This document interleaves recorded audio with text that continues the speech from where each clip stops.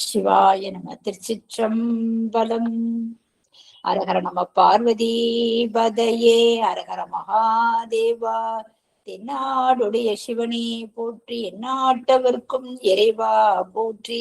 காவாய் கனகத்திரளே போற்றி, கைலை மலையானே போற்றி போற்றி. அருள்மிகு உண்ணாமலை சமேத அண்ணாமலையார் திருவடிகள் போற்றி போற்றி. திருத்தணி முருகப்பெருமான் மலரடிகள் போற்றி போற்றி. அருள்மிகு சிவகாமி அம்பாள் சமேத அருள்ஜோதி நாதனே திருவடிகள் போற்றி போற்றி.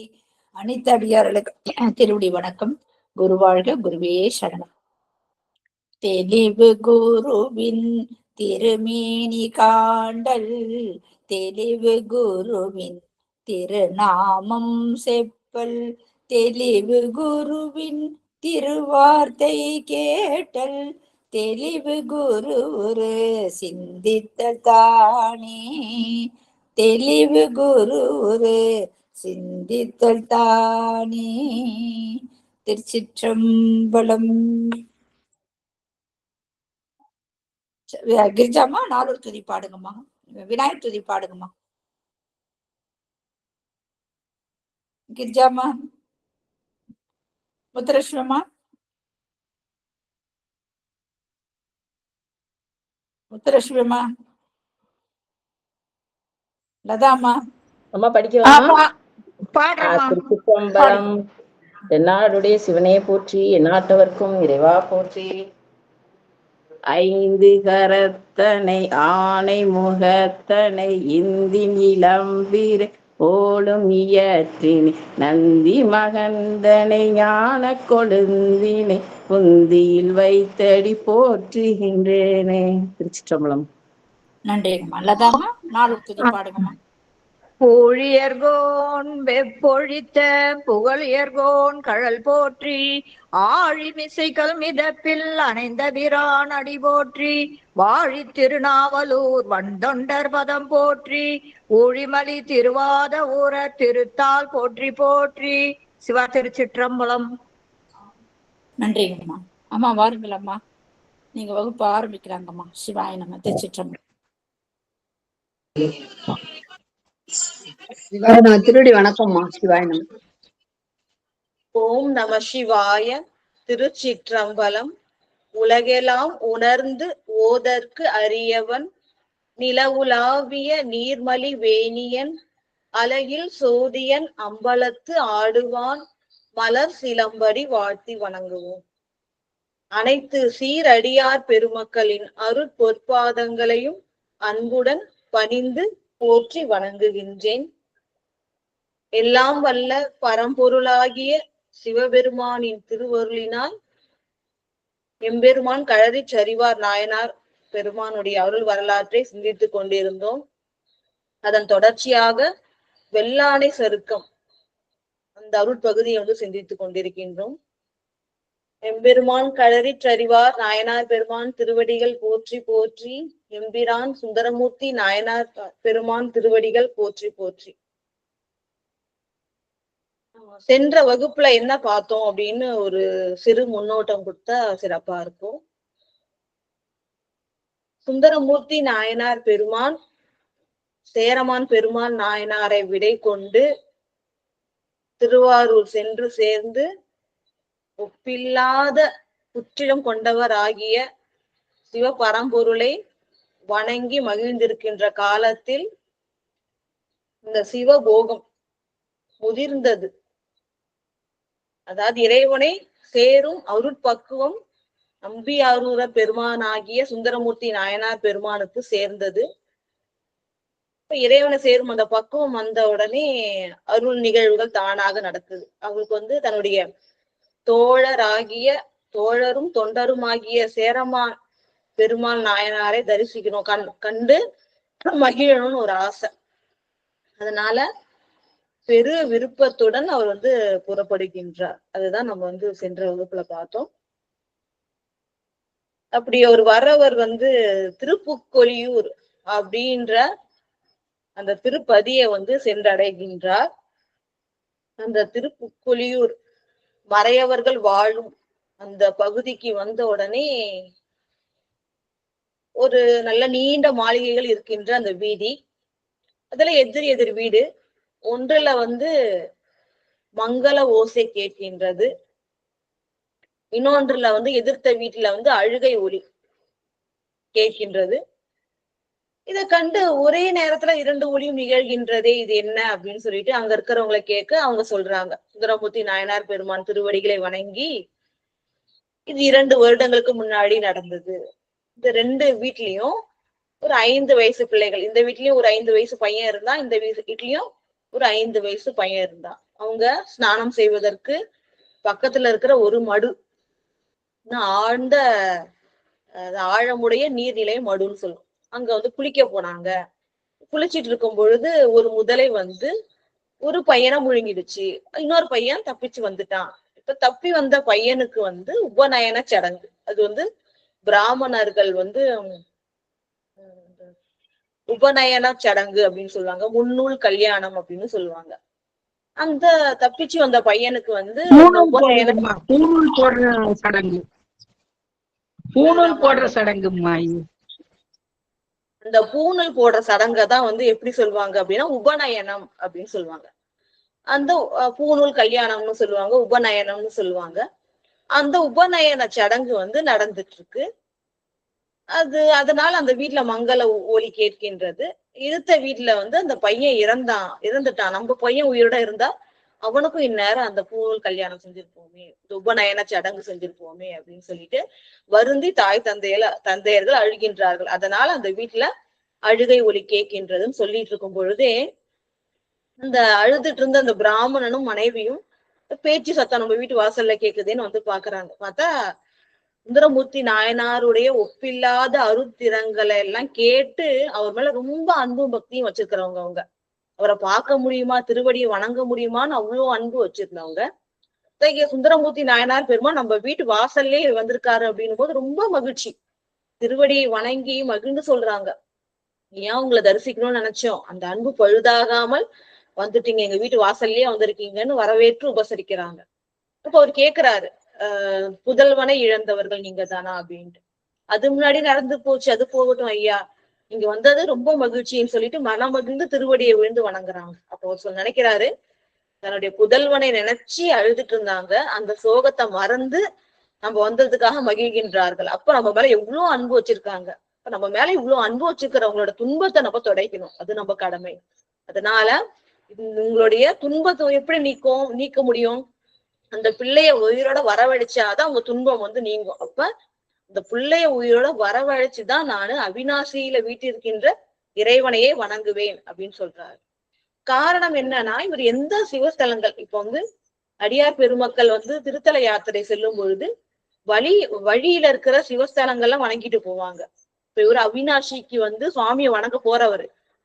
என்ன நினைக்கிறாரு, இந்த பிள்ளைய உயிரோட மீட்டு கொடுத்துதான் நான் அவிநாசி அப்பரை வணங்குவேன் அப்படின்னு மனசுல ஒரு உறுதி கொண்டு அங்க இருக்கிறவங்கள பார்த்து கேக்குறாரு, இந்த பிள்ளைய, இந்த புதல்வனை முதல்ல விழுங்குச்சே அந்த வாவி எங்க அப்படின்னு கேட்கும்போது அவங்க காட்டுறாங்க. அந்த இடத்துக்கு போறாரு, போய் நிக்கிறாரு, எல்லாரும் கூடி வராங்க. அப்ப அவர் என்ன பண்றாரு அப்படின்னு பாத்தீங்கன்னா, அன்று கவர்ந்த அந்த கூரிய வாயினை உடைய, கூரிய வாள் போன்ற பற்களை உடைய அந்த முதலை வாயிலேந்து அந்த பிள்ளைய உயிரோட கொண்டு வரணும் அப்படின்னு அருள் நோக்கத்தோட திருப்பதிகத்தை ஆரம்பிச்சார் அப்படின்றத சென்ற வகுப்புல பார்த்தோம். இன்று வந்து 11வது பாடல்ல இருந்து சிந்திப்போம். இறைவன் திருவருளால. எம்பிரான் சேக்கிழார் பெருமான் திருவடிகள் போற்றி போற்றி. அதுக்கு முன்னாடி நம்ம இந்த திருப்புக்குலியூர் அப்படின்ற அந்த அவிநாசி அந்த திருத்தலத்தோட பெருமைகள், அந்த பாடல், அந்த திருப்பதிகத்தோட பெருமைய சிந்திக்கிறது வந்து சிறப்பா இருக்கும். திருப்புக்கொலியூர் அப்படின்றது வந்து அந்த ஊரோட பேரு. வீற்றிருக்கின்ற சிவபெருமானுடைய பேர் வந்து அவிநாசி அப்பர் அப்படின்னு பேரு. உமையன்னை பேர் வந்து பெருங்கருணை அம்மை அப்படின்னு பேரு. பெருங்கருணை அம்மை அப்படின்றது உமையன்னையுடைய பேரு. இந்த அவிநாசி அப்படின்றதுக்கு என்ன அர்த்தம்னா விநாசம் இல்லாதவர். விநாசம் இல்லாதவர் அப்படின்றது இந்த அவிநாசி அப்படின்ற அருள் நாமத்துடைய விளக்கம். அந்த நாமத்தோட இறைவன் அங்க அருள்பாலிக்கின்றார். தல விருட்சம் வந்து மாமரம், தீர்த்தம் வந்து காசி கங்கை அப்படின்ற அருள் தீர்த்தம் வந்து திருக்கோயிலுக்கு உரியதாக விளங்குகின்றது. இந்த திருப்புக்கொழியூர் அப்படின்ற இந்த நாமம், இந்த பேர் எப்படி அந்த ஊருக்கு வந்துச்சு அப்படின்னு பாத்தீங்கன்னா, ஊழி காலம் நமக்கு தெரியும். அந்த ஊழியில வந்து ஒண்ணு தீயால இல்லைன்னா வந்து தண்ணீராலதான் உலகம் அழியும். அது போல ஒரு ஊழி காலத்துல அங்கேயும் அக்னிமயமா இருக்கு. இப்ப சுவாமி அந்த அக்னியின் மத்தியில இருந்து தாண்டவம் செய்கின்றார். சிவபெருமானுடைய ஆடலா தாண்டவம்னு சொல்லுவோம். அந்த அக்னியில நின்று சுவாமி வந்து தாண்டவம் செய்யும் போது அதை பார்த்து பயந்து பிரம்மா விஷ்ணுவே பயந்துடுறாங்களாம். அவங்க எல்லாம் பயந்து என்ன பண்றாங்க அப்படின்னு சொன்னா, ஓடி வந்து இந்த ஊர்ல புகுந்துக்கிறாங்களாம். அதனால இப்படி ஓடி வந்து புக்குன்னா புகுந்ததுன்னு அர்த்தம். புகுந்து ஒளிஞ்சதனால திருப்புக்கொழியூர் அப்படின்ற நாமம் இந்த ஊருக்கு வந்துச்சு அப்படின்ட்டு சிறப்பிச்சு சொல்றாங்க. இப்ப அருட்பதிகத்தை பாடுறாரு அவரு. எல்லா பாடலும் பார்க்க முடியலனாலும் முக்கியமான 2 பாடல், முதல் பாடலும் 4வது பாடலும் முக்கியமான பாடல். அதை பார்த்தாதான் நமக்கு இந்த பகுதி இன்னும் சிறப்பா விளங்கும். அதனால முதல் பாடல் பார்ப்போம். என்ன பதிகம் பாடுறாரு அப்படின்னா, இந்த அவிநாசி அப்பரை வந்து நோக்கி பாடுறாரு. எற்றான் மறக்கே எழுமைக்கும் எம்பெருமானையே, உற்றாய் என்று உன்னையே உள்குகின்றேன், உணர்ந்து உள்ளத்தால் புற்றாடு அறவா புக்கொழியூர் அவிநாசியே, பற்றாக வாழ்வேன் பசுபதியே பரமேட்டிலே. அது இறைவனை நோக்கி பாடுறாரு, அழைத்து விழித்து. என்னன்னா, எற்றான் மறக்கேன் எழுமைக்கும் எம்பெருமானையே, அதாவது சொல்றாங்க. அதாவது 7 பிறவி எடுத்தாலும் உன்னை நான் மறக்க மாட்டேன் அப்படின்னு சொல்றாரு. எற்றான் மறக்கேன் எழுமைக்கும், எழுமைன்றது 7 பிறப்பு, 7 பிறவி வந்து எடுத்தாலும் என்ன பண்ண மாட்டேன், உன்னை நான் மறக்க மாட்டேன். எம்பெருமான், நீ எனக்குரிய தலைவன், என்னுடைய தெய்வம், அதனால உன்னை நானு பிறவி எடுத்தாலும் என்ன பண்ண மாட்டேன், மறக்க மாட்டேன். எந்த பிறவி எடுத்தாலும் அத்தனை பிறவியிலையும் உன்னை நினைத்து வாழ்வேன். உற்றா என்று உன்னையே உள்குகின்றேன். உற்றா என உறவு, அதுதானே உண்மை. அதாவது நம்ம உறவுன்னு நினைச்சிட்டு இருக்கோம் இல்லைங்களா, தாய் தந்தை கணவன் மனைவி குழந்தைகள், இந்த பிறப்பு தான். அடுத்த பிறப்புல வேற யாரோ தாய் தந்தை உற்றார் உறவினர், அதுவும் கடைசி காலத்துல அவங்க துணைக்கு வரப்போறது இல்லை. அப்ப நமக்கு எப்போதும் துணையா வருகின்றவர்கள் யாரு அப்படின்னு சொன்னா சிவபரம்பொருள் தான். வேற யாரும் நமக்கு உறவினர்கள், உண்மையான உறவினர்கள் கிடையாது. அது ஒரு மாயை தான். அப்ப நமக்கு உற்ற துணை சிவபெருமான் தான். அததான் சொல்றாங்க, உற்றாய் எனக்கு உறவா எஞ்ஞான்றும் பிரியாதவரா இல்லையா, எப்போதும் சுவாமி பிரியாதவர். அதை உணர்கின்றவர்கள் ஒரு சில பேர் தான், அடியார் பெருமக்கள் தான் அதை உணர்ந்து வழிபடுகின்றார்கள். ஏன்னா எல்லா உயிர்களுக்கும் எந்த நிலையிலையும், வெத்த நிலையா இருந்தாலும் முத்த நிலையா இருந்தாலும் இறைவன் தான் எல்லா உயிர்களுக்கும் துணை. அதனால அத்தகைய ஒப்பில்லாத இறைவன் நமக்கு உறவாக விளங்குகின்றான். அதான் உற்றாய் எஞ்ஞான்றும் எனக்கு நீனு துணையாக இருக்கின்ற. எஞ்ஞான்றும்னா எப்போதும் எனக்கு நீ துணையா இருக்கிறப்பா, அதாவது உறவினரா இருக்கிறப்பா. உற்றாய் என்று உன்னையே உள்குகின்றேன், நீதான் எனக்கு எப்போதும் சொந்தம் அப்படின்றது எனக்கு தெரிஞ்சு உன்னையே உள்குகின்றேன். இந்த உள்குகின்றேன் அப்படின்றது ரொம்ப முக்கியமான அருள்பதம். இது ஏன் சொல்றேன்னா, நமக்கு என்ன குரு உபதேசிக்கிறாரோ அதை நம்ம தியானிப்போம் இல்லையா, அதுதான் உள்குகின்றேன். உள்குதல்னா நினைத்தல். எதை நினைக்கிறோம்னா, நமக்கு என்ன குரு உபதேசிச்சாரோ அதை நம்ம தியானிச்சுட்டு இருக்கோம், அதுதான் உள்குதல். அப்ப நீதான் எனக்கு உறவுன்னு உன்னையே நினைச்சு என்ன பண்ற, நான் தியானிச்சுட்டு இருக்கேன் அப்படின்னு சொல்றாரு. உள்குகின்றேன் உணர்ந்து உள்ளத்தால், தியானிக்கிறேன் எங்க, உணர்ந்து, உன்னை உணர்ந்து உள்ளத்தால நான் என்ன பண்றேன், உன்னை தியானிச்சுக்கிட்டே இருக்கேன். அதனால நீ எப்போதும் எனக்கு உறவினன் அப்படின்னு சொல்றாரு. புற்றாடு அறவா புக்கொழியூர் அவிநாசியே, புற்றில் ஆடுகின்ற அரவம், அரவம்னா பாம்பு, அதையே நீ என்ன பண்ற, ஆடை அதாவது ஆபரணமாக அணிந்திருக்கின்றாய். அத்தகைய இறைவா நீ எங்க இருக்க, திருப்புக்கொழியூர்ல அவிநாசி அப்பரா வீற்றிருக்கின்றாய். பற்றாக வாழ்வேன், உன்னையே பற்றாக கொண்டு வாழ்வேன், எனக்கு வேற பற்று கிடையாது, உன்னையே பற்றாக வாழ்வேன். பசுபதியே, உயிர்களுக்கெல்லாம் பசுனாலே உயிர் கூட்டங்களுக்கெல்லாம் தலைவனாகிய இறைவா பரமேட்டியே பரம்பொருளே அப்படின்னு சொல்லிட்டு அப்ப என்ன சொல்றாருன்னா, எனக்கு உன்னை தவிர வேற யாரும் இல்லை அப்படின்னு சொல்றப்பனா நான் உன்னைதான் கேட்பேன், நீ தான் தரணும் அப்படின்றத உள்ளிடையா சொல்றாரு. இது உட்கருத்து என்னன்னா, நீதான் எனக்கு உறவினர், அப்ப உன்னை தவிர நான் யாரும் கேட்க முடியாது, இப்ப நீதான் எனக்கு வேண்டியதெல்லாம் செஞ்சு கொடுக்கணும், என்னோட வார்த்தையை நீதான் காப்பாத்தணும்ட்டு இறைவனை நோக்கி பாடுறார். அடுத்தது 4வது பாடல் பார்த்தோம்னா, உரைப்பார் உரை உகந்து உள்கவல்லார் தங்கள் உச்சியாய் அரைக்காடு அரவா ஆதியும் அந்தமும் ஆயினாய் உரைக்காடு சோலை புக்கொலியூர் அவிநாசியே கரைக்கான் முதலையை பிள்ளை தர சொல்லு காலனையே. உரைப்பார் உரை உகந்து உள்கவல்லா தங்கள் உச்சியாய், அதாவது என்னன்னா, இங்க உரைப்பார் அப்படின்னு சொல்றது ஞான உபதேசம் செய்யும் தேசிகர். அதாவது என்னன்னா, பக்குவ காலத்துல இறைவனுடைய திருவருளால நமக்கு ஒரு குரு என்ன பண்ணுவார்னா ஞான உபதேசம் செய்வார். அவரை தேசிகர் அப்படின்னு சொல்லுவோம். அதுதான் உரைப்பார். உரை உகந்து அவரு நமக்கு என்ன உரை அப்படின்னு சொன்னா ஸ்ரீ பஞ்சாட்சரம் இல்லைன்னா சிவ ஆகமங்கள் கருத்தை நமக்கு உபதேசிப்பாங்க. அந்த உரை நம்ம ஞான குரு நமக்கு என்ன உரை சொல்றாங்களோ அதை உகந்து அதை விருப்பத்தோட என்ன பண்ணுவோம், உள்க வல்லா, நான் சொன்னேன் இல்லையா, அதை தியானிச்சுக்கிட்டே இருக்கணும். அந்த பொருளை தியானிப்பவர்களுக்கு எங்க இருப்பார்னா சுவாமி உச்சியில இருப்பார். அவர்கள் உச்சியில விளங்குகின்ற இறைவா. உச்சியிலையும் அதன் மேல் 12 அங்குலம் இருக்கு இல்லையா, அந்த யோக தானத்தும் சுவாமிய வச்சு தியானிக்கிறது. அதுதான் சிவயோக சாதனைன்னு சொல்லுவோம். அந்த சிவயோக சாதனைகள் செய்கின்றவர்களோட உச்சியில விளங்குகின்ற இறைவா.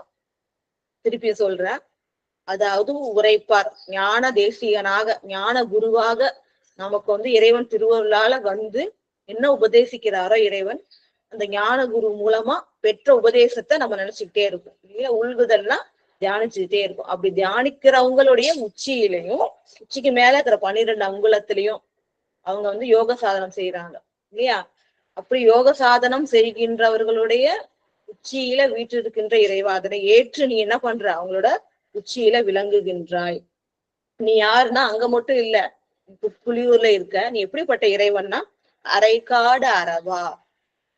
அரைனா அதாவது அரைனா பாதி இல்லையா, உடம்புல பாதி இடைப்பகுதி இடுப்பு பகுதி, அந்த இடத்துல அரைன்னு சொல்லுவாங்க. அந்த இடுப்புல என்ன பண்ணிருக்க நீனு, அரவம் பாம்பையே நீனு ஆபரணமாக அணிந்திருக்கின்றாய். அரைக்காடு அரவா ஆதியும் அந்தமும் ஆயினாய். நீ எல்லாத்துக்கும் ஆதியும் நீதான், ஆரம்பமும் நீதான், முடிவும் நீதான், அந்தமும் ஆயினாய். இது ஏன் சொல்றேன்னா, அந்த பிள்ளைக்கு முடிவுன்றது வந்துருச்சு, அதெல்லாம் திருப்பி நீ அதை ஆரம்பிக்கணும். இப்ப ஏன்னா நீதான் ஆதி அந்தம், உன்னாலதான் அந்த முடிந்ததை திருப்பி உருவாக்க முடியும். அதனால ஆதியும் அந்தமும் ஆயினாய் உரைக்காடு சோலை புக்கொலியூர் அவிநாசியே. உயர்ந்த உயர்ந்த காடுகளும் பூக்கள்லாம் வளர்ந்திருக்கின்ற சோலைகளும் கொண்டிருக்கின்ற இந்த திருப்புக்கொலியூரில் ஊர்ல வீற்றிருக்கின்ற அவிநாசியே. கரைக்கான் முதலையை பிள்ளை தர சொல்லு காலனையே. இப்ப என்ன பண்ணணும் நீனு, அதாவது காலன்தான் உயிரை கொண்டு போனாங்கதான் திருப்பி கொண்டு வந்து தரணும். நான் காலன்ட்ட கேட்க முடியாது, ஏன்னா எனக்கு யார் உறவினர், முதல் பாட்டிலே சொல்லிட்டாரு, எனக்கு நீதான் உற்றாய், எஞ்ஞான்றும் பிரியாதவர். எந்த பிறப்பு நான் எடுத்தாலும் எனக்கு பிரியாதவன் நீதான் உறவு. அதனால நீ என்ன பண்ணு, நான் கேட்க முடியாது, போயிட்டு யமன்ட்ட போயிட்டு நீ என்ன பண்ணணும், இந்த யமன்ட்ட சொல்லி அந்த புள்ளைய உயிரோட கொண்டு வரணும். அந்த முதல்ல என்ன பண்ணுச்சு, விழுங்கின புள்ளைய கொண்டு கொடுக்கணும், உமிழணும். அதுக்கு நீதான் என்ன பண்ணணும், யமன் கிட்ட சொல்லணும்னு ஒரு விண்ணப்பத்தை வைக்கிறார். கரைக்கான் முதலையை பிள்ளை தர சொல்லு காலனையே. காலன்னா யமன் இல்லையா. கரையில முதல்ல என்ன பண்ணணும், இந்த பிள்ளைய உமிழணும். அதற்கு நீ என்ன பண்ணணும், யமனுக்கு ஆணை பிறப்பிக்கணும்னு சொல்லிட்டு சுந்தரமூர்த்தி நாயனார் பெருமான் என்ன செய்யணும்ன்றதே சுவாமிக்கு என்ன பண்றாரு, விண்ணப்பிச்சுட்டாரு. அருமையா அந்த 4வது பாடல் இருக்கு. இப்போ 11வது பாடல்ல இருந்து இப்ப நம்ம பெரிய புராணத்தை சிந்திப்போம். இது மாதிரி பாடின உடனே என்ன ஆச்சு அப்படின்னு பாத்தீங்கன்னா, உரைப்பார் உரை என்று எடுத்த திருப்பாட்டு முடியா முன் உயர்ந்த வரைப்பான் மயில் நீள் தடம் புயத்து மரளி மைந்தன் உயிர் கொணர்ந்து திரைப்பாய் புனலின் முதலை வயிற்று உடலில் சென்ற ஆண்டுகளும் தரைப்பால் வளர்ந்தது என நிரம்ப முதலை வாயில் தருவித்தான். 4வது பாட்டுல என்ன சொல்லிட்டாரு, இந்த முதலை கொண்டாந்து பிள்ளைய உமிழணும், அதுக்கு காலனுக்கு ஆணையிடுன்னு சொல்லிட்டார். சொன்ன உடனே இந்த உரைப்பால் உரை என்று ஆரம்பிக்கிற அந்த திருப்பாட்டு முடிஞ்ச உடனே, நான் பாட்டு முடிச்ச உடனே எப்படி திருநாவுக்கரசு நாயனார் பெருமான் கூற்றாயினவாறு விளக்ககிலீர் அப்படின்ற அருட்பதிகத்தை பாடி முடிச்ச உடனே என்ன ஆச்சு, அந்த சூளை நோய் நீங்கிடுச்சு இல்லையா. கொடிய அந்த சூளை நோய் நீங்கியது. அதே போல இந்த பாட்டு பாடி முடிச்ச உடனே என்ன ஆச்சு அப்படின்னு பாத்தீங்கன்னா, உயர்ந்த வரை பான்மையில் நீள் தடம் புயத்து மரளி. அதாவது உயர்ந்த வரைனா மலை, ஒரு பான்மைனா தன்மை, உயர்ந்த மலை போன்ற நீள் தடம், நீண்ட தடம்னு அகன்ற, அதாவது அந்த யமனோட கைகளை சொல்றாரு. எப்படி இருக்கும்னா உயர்ந்த மலை போல இருக்குமா, நீண்டு இருக்குமா, அகன்று இருக்குமா. அதான் நீண்ட தடம்னா அகன்று இருக்கின்ற, புயம்னா தோள்களை கொண்ட மரளி. மரளினா யமன். அவன் என்ன பண்றான்னா, அந்த மைந்தன் உயிரை இறந்து போனான் இல்லையா, விழுங்குச்சியா, அந்த பையனுடைய உயிரை கொண்டு வந்து திரைப்பாய் புனலின் முதலை வயிற்று, திரைகள்லாம் கொண்டிருக்கின்ற அந்த புனல், அந்த நீர்நிலையில முதலை வயிற்றுல வைக்கிறான். அது வெறும் உயிரை மட்டும் வைக்கல, என்ன வைக்கிறான்னா, உடலில் சென்ற ஆண்டுகளும் தரைப்பால் வளர்ந்தது என நிரப்ப. இந்த புள்ள பூமியில சாகாம உயிரோட இருந்தான்னா எவ்வளவு வளர்ந்திருப்பானோ அந்த வளர்ச்சிய உடல், அந்த எண்ணத்தை தோற்றுவிக்கிறான் பாருங்க. இப்ப 2 வருஷம் ஆயிடுச்சு அந்த புள்ள இறந்து. பூமியில வாழ்ந்தா அந்த 2 வருஷம் எவ்வளவு வளர்ந்திருப்பானோ அந்த வளர்ச்சியுடைய உடல், அந்த உடலுக்குள்ளார உயிரை புகுத்தி முதலை வாயில வச்சிடணும், அவங்களோட வேலையை செஞ்சிடணும். ஏன்னா அடியார்களுக்கு துன்பம் செஞ்சா என்ன ஆகும்னு சொல்லிட்டு யமனுக்கு தெரியும். மாமி என்ன பண்ணாரு, உதச்சே சம்ஹரிச்சிருவார், சூலத்தால குத்தி சம்ஹரிச்சிருவார். அந்த அனுபவம் அவனுக்கு இருக்கு. அதனால சிவ பூஜை செய்கின்றவர்களை அணுக மாட்டேன், சிவனடியார்களை அணுகணும்னு நினைக்கவும் மாட்டேன்னு சொல்லிட்டு சுவாமி கிட்ட சொல்லிடுறாரு இல்லையா மரளி அப்படின்ற யமன். அதனால இது பாடி முடிச்ச உடனே என்ன பண்ணிடுறாரு அவரு, அந்த பிள்ளை பூமியில வாழ்ந்திருந்தா எவ்வளவு வளர்ச்சி அடைஞ்சிருக்கணும், அந்த வளர்ச்சியுடைய உடல் அதற்குள்ளார உயிரை புகுத்தி முதலை வாயில் தன் முதலை வாயில வச்சிடறான். பாட்டு முடிச்ச உடனே யமன் அதை செஞ்சிடறான். இப்ப முதலை என்ன பண்ணுதுன்னு பாத்தீங்கன்னா, 12வது பாடல், பெருவாய் முதலை கரையின்கண் கொடு வந்து உமிழ்ந்த பிள்ளைதனை உருகா நின்ற தாய் ஓடி எடுத்து கொடு வந்து உயிரளித்த திருவாளன் தன் சேவடிக்கு சீல மறையோனோடு விழுந்தாள் மறுவார் தருவின் மலர் மாறி பொழிந்தார் விசும்பில் வானோர்கள்.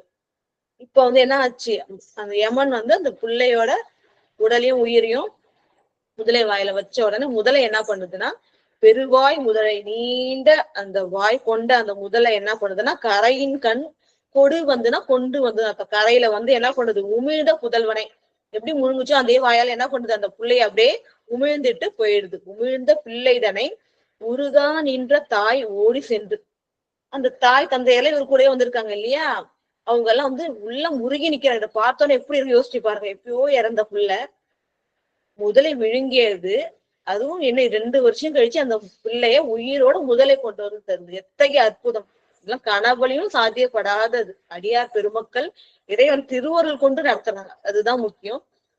அடியார் பெருமக்கள் இறைவன் திருவருளை பதிகத்தின் மூலமாக பெற்று அற்புதங்களை நிகழ்த்துகின்றார்கள். அதனால அந்த பதிகங்கள், அடியார் பெருமக்கள் இறைவனை 3 வாழ்த்துவதுதான் மிக சிறப்பா இருக்கு.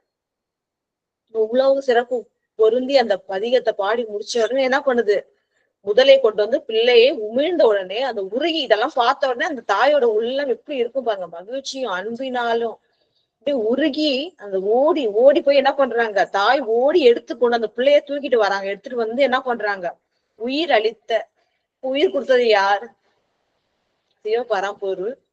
அதுக்கு சாதனமா இருந்தவர் நம்முடைய நம்பி ஆரூரர் பெருமானாகிய சுந்தரமூர்த்தி நாயனார் பெருமான். அவரோட கருணையினால வந்தது இல்லைங்களா. இந்த பிராமணன் மனைவி மேல இருந்த கருணையினால ஒரு உயிர் பெற்றார். அதனாலதான் அழித்த, அதாவது அழித்தன்னா என்ன அர்த்தம்னா, அழித்த இல்ல, அழித்த பெரியலான்னு சொல்லுவோம்ல, அந்த அழித்தனா கருணைன்னு அர்த்தம். அப்ப என்ன சொல்றாங்கன்னா, உயிரளித்த கருணையினால உயிர் கொடுத்த சுந்தரமூர்த்தி நாயனார் எப்படி சொல்றாங்கன்னா, திருவாளன் அப்படின்னு. சுவாமிக்கு தான் அந்த வார்த்தை சொல்லுவாங்க சேக்கிழார் பெருமான். திருவாளன் திருநீரு திலகவதியார் கொடுப்ப பெருவாழ்வு வந்தது என பெருந்தகையார் பணிந்து ஏற்றி. சூளை நோய் வந்து ரொம்ப கஷ்டப்படும் போது அக்கா திருவடியை விழுந்து வணங்கி திருநாவுக்கரசு நாயனார் கேட்பார், கொடிய சூழல் நோய் தாங்காம உன்னையே கதி என்று வந்து அடைந்தேன், தமியன் அதாவது உயிர்ந்து கரையேறும் நெறியை அருளி செய்யும், இந்த துன்பத்துல இருந்து வெளில வர்றதுக்கு வழி சொல்லுங்கன்னும் போது அவர் என்ன பண்ணாங்க, முதல்ல திருநீற்ற 5 எழுத்து ஓதி கொடுப்பாங்க. அப்பதான் சொல்லுவாங்க, திருவாளன் திருநீரு திலகவதியார் கொடுப்ப.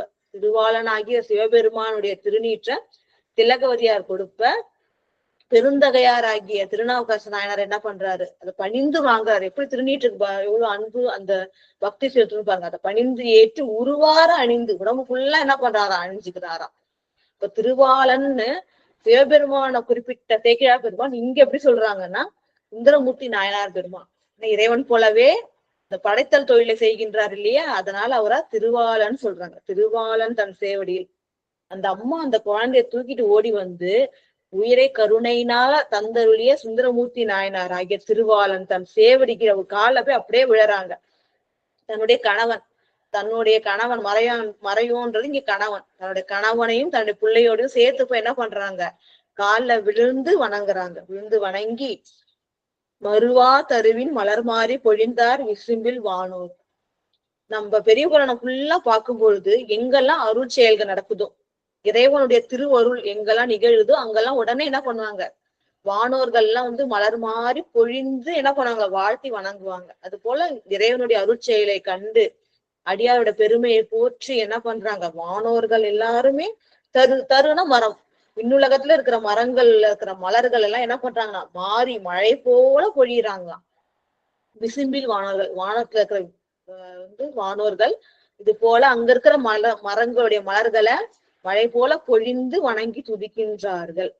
13வது பாடல். அடுத்தது, மண்ணின் உள்ளார் அதிசயித்தார் மறையோர் எல்லாம் உத்தரியம் விண்ணில் ஏறவிட்டு ஆர்த்தார் வேதநாதம் மிக்கு எழுந்தது அன்னலாரும் அவிநாசி அரணார் தம்மை அருமறையோன் கண்ணின் மணியாம் புதல்வனையும் கொண்டு பணிந்தார் காசினிமே. மண்ணுல உள்ளவங்க, ஏன்னா இவர் வந்து பாடின உடனே அங்க இருக்கிறவங்க எல்லாம் கூடி இருப்பாங்க இல்லையா, அந்த மண்ணின் உள்ளார் அதிசயித்தார், பாக்குறவங்க எல்லாம் அதிசயிச்சாங்களாம். இது மாதிரி அற்புதம் எங்கேயாவது நிகழுமா, இறந்து உடம்ப விட்டு உயிர் போனாலே திருப்பியும் அந்த உடல்ல புகாது அப்படின்னும் போது அந்த உடலும் இல்லை. இப்போ அந்த உடலும் போய் எத்தனையோ நாள் ஆச்சு, எத்தனையோ வருடங்கள் ஆயிடுச்சு. இப்ப அந்த பிள்ளைய உயிரோட கொண்டு வந்து கொடுத்துருக்கு இத்தனை வருஷம். அதுவும் வளர்ந்துருந்தா இந்த பிள்ளை எவ்வளவு வளர்ந்துருக்குமோ அதே வளர்ச்சியோட எத்தனை அதிசயம் இது மாதிரி நிகழுமா, கேட்க முடியுமா, நினைக்க முடியும், நினைக்க கூட முடியாத அதிசயத்தை கண்ணால கண்ட உடனே அதிசயிக்கிறாங்க எல்லாம். அதிசயித்தார் மண்ணின் உள்ளார் அதிசயித்தார் மறையோர் எல்லாம் உத்தரியம் விண்ணில் ஏற விட்டு ஆர்த்தார். மறையோர்கள் எல்லாம் நிக்கிறாங்க, அவங்க எல்லாம் என்ன பண்றாங்கன்னா உத்தரியம்னா மேல இருக்கிற ஆடை துண்டு போல போட்டுருப்பாங்க. அதை என்ன பண்றாங்க, இப்படி மேல அந்த காலத்துல அதான் போட்டாங்க இல்லையா. நம்ம இப்ப கை தட்டுறோம் ஏதாவது ஒரு சிறப்பான நிகழ்ச்சி நடந்தா, அவங்க என்ன பண்ணாங்கன்னா அந்த உத்தரியம் அப்படின்ற அந்த துண்டை அப்படி மேல தூக்கி ஆற வரைக்கிறாங்களாம். அதாவது சந்தோஷத்தினால அந்த மகிழ்ச்சியோட வெளிப்பாடா அந்த உத்தரியத்தை என்ன பண்றாங்களா விண்ணில் ஏற விட்டு ஆர்த்தார்னா சத்தம், மகிழ்ச்சியினால மகிழ்கின்றார்கள். அந்த அளவுக்கு எல்லோரும் மகிழ்கின்றார்கள் மறைவர்கள் எல்லாரும். வேதநாதம் மிக்கு எழுந்தது, அருட்செய்கள் நிகழும் பொழுது வேதம் ஒலிக்கும் இல்லையா, அதனால வேதநாதம் எங்கும் நிறைஞ்சிருக்கு. நம்ம காத்துல இப்படி வாயுக்கள் நிறைஞ்சிருக்கும் அதே போல வேதங்கள் நிறைஞ்சிருக்கு. அது இன்னும் வந்து என்ன ஆகுது, அந்த ஒளி வந்து மிக்கு ஓங்கியது. அன்னலாரும் அவிநாசி அரணார் தம்மை, அன்னலார் அப்படின்னு போற்றி சொல்றாங்க சுந்தரமூர்த்தி நாயனார் பெருமானை. அப்படிப்பட்ட அன்னலார் ஆகிய ஒரு என்ன சொன்னார் இல்லையா, இந்த புள்ள வந்த உடனே உங்களை வந்து தரிசிக்கிறேன். அப்ப புள்ள வந்துருச்சு, அடுத்தது என்ன பண்ணணும், அவிநாசி அப்பரை சென்று தரிசிக்க வேண்டும். அப்ப அன்னலாரும் அவிநாசி அரணார் தம்மை, அவிநாசியில் இருக்கிற இறைவனை அருமறையோன் கண்ணின் மணியாம், அந்த மறையவர்களுக்கு, அதாவது இந்த புதல்வனை இழந்தவங்க, இப்ப அந்த குழந்தை கிடைச்சிருச்சு இல்லையா, அவங்களுக்கு கண் போன்றவன் புதல்வன். அந்த கண் போன்ற அந்த புதல்வன் அந்த என்ன பண்ணிட்டாரு, அவங்களுக்கு பார்வை உயிரையே கொடுத்துட்டு அவங்களுக்கு வாழ்க்கைக்கு ஒளியே கொடுத்துட்டாரு. அந்த அவங்களோட கண்ணின் மணி போன்ற புதல்வனையும் கொண்டு பணிந்தார் காசினிமேல்.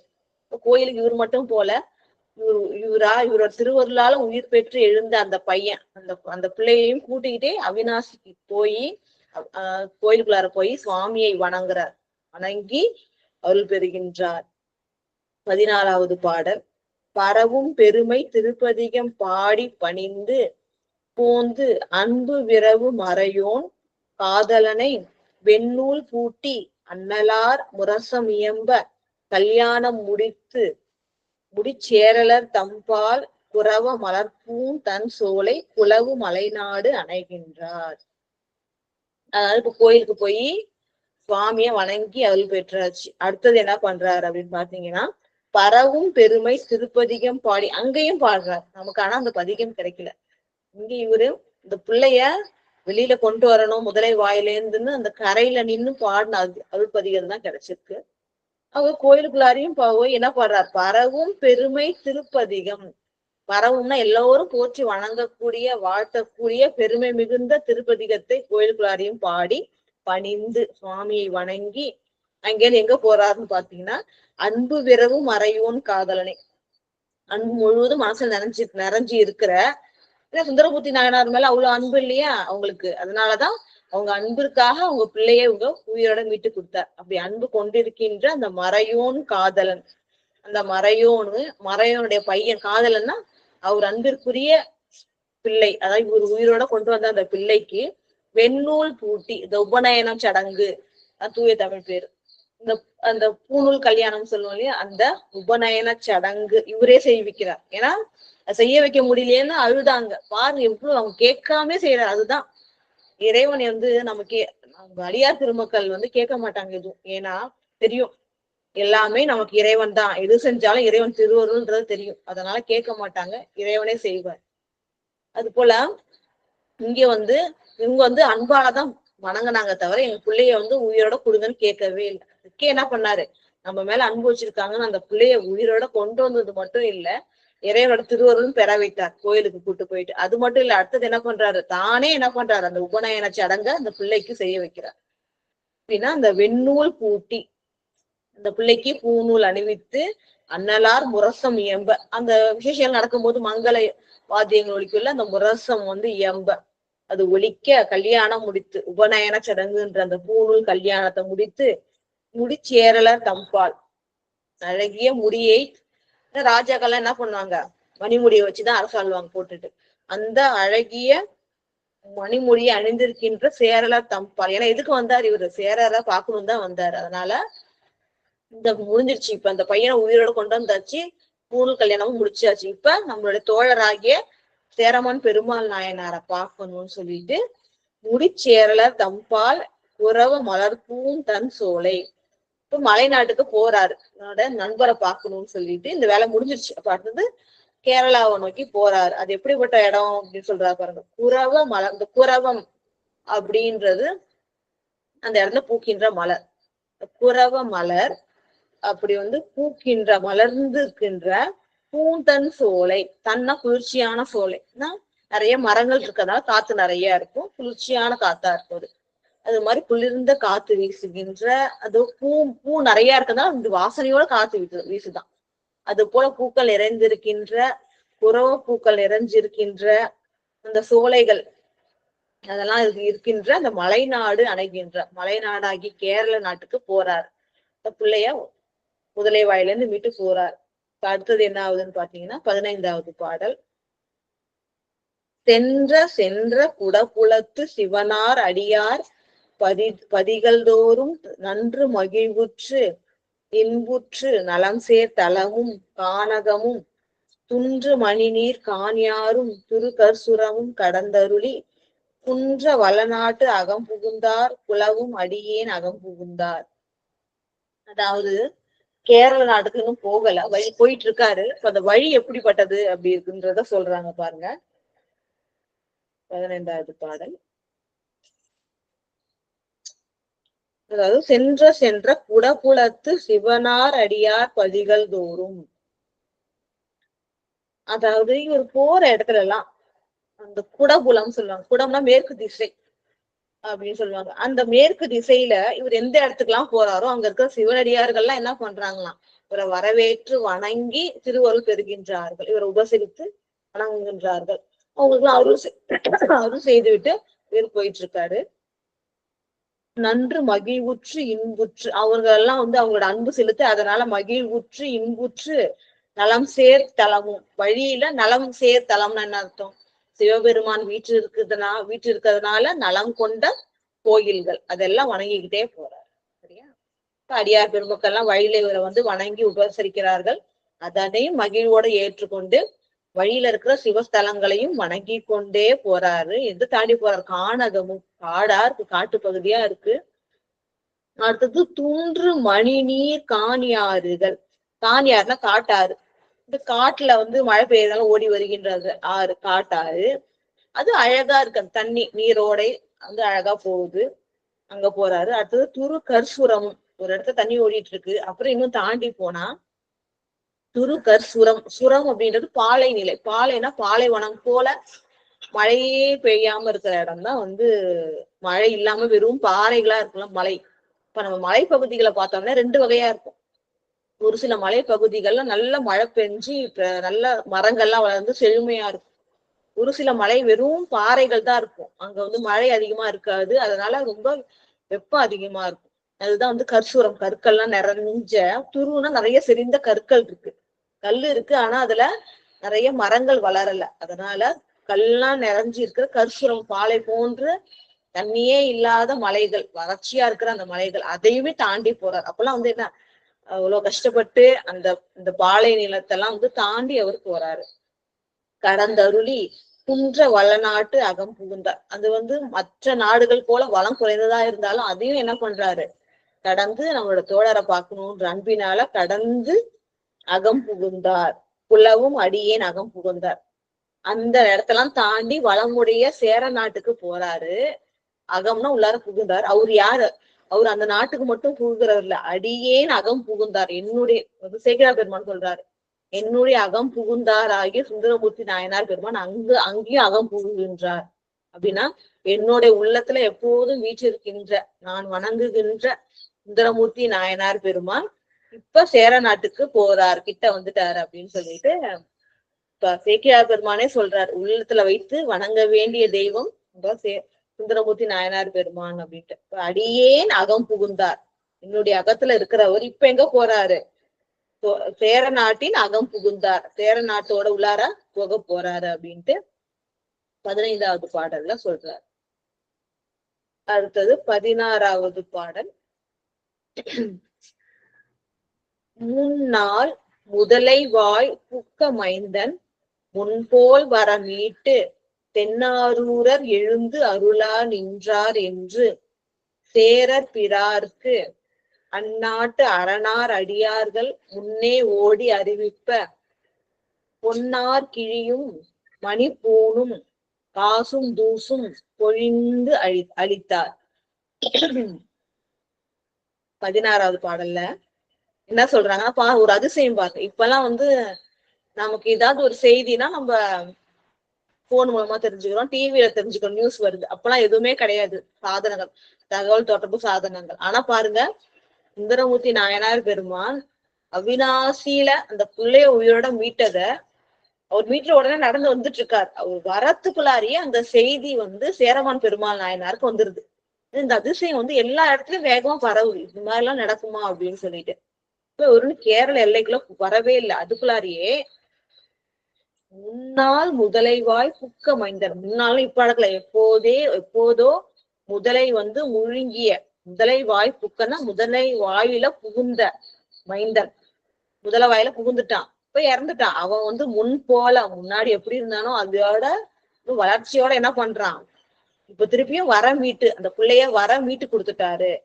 அவர் யாரு, தென்னாரூரர் பெருமான். அப்படி செஞ்சவரு எழுந்தருளா நின்றார், இப்ப சேர நாட்டுக்கு எழுந்தருளி வருகின்றார் அப்படின்னு சொல்லிட்டு சேரமான் பெருமாள் நாயனாருக்கு சொல்றாங்க.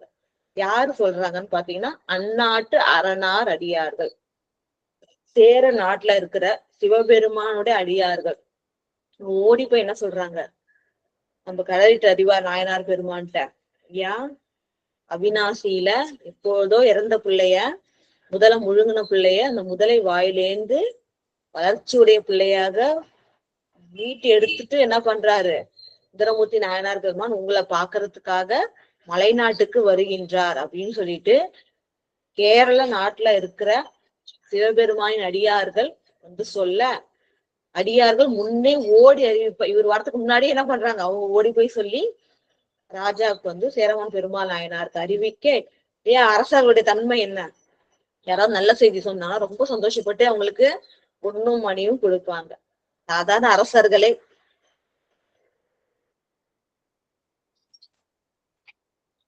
வால்யூம் குறைச்சலா வருதாமா? சரி, கொஞ்சம் வேகமா பேசுறேன். இல்ல வேற ஏதாவது டிஸ்டர்பன்ஸா இருந்துச்சுன்னா சொல்லுங்க. அப்ப வந்து அந்த நாட்டு அடியார்கள்லாம் வந்து அந்த நாட்டு கொஞ்சம் சிறு சத்தம் ஏதோ